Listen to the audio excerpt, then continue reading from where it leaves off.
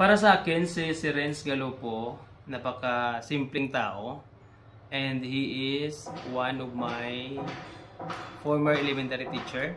And way back 2021, sinabihan ko siya na, "Sir, pwede bang mag-apply dyan as teacher sa Thailand?" Sabi niya sa akin, try mo lang to, try mo lang mag-apply, baka ma-hire ka. Wala siyang sinasabing mga discouragement. Ini-encourage ka niya to apply, baka ikaw ay qualified, then why not, di ba?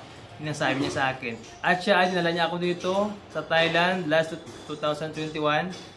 Magto 2 years na ako na nagtuturo sa Thailand.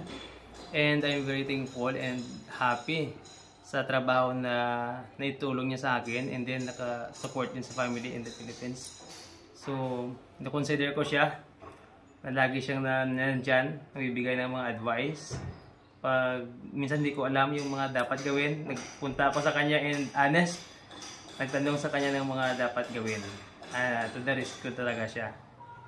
Patulungin siya. Basta dapat kang tulungan.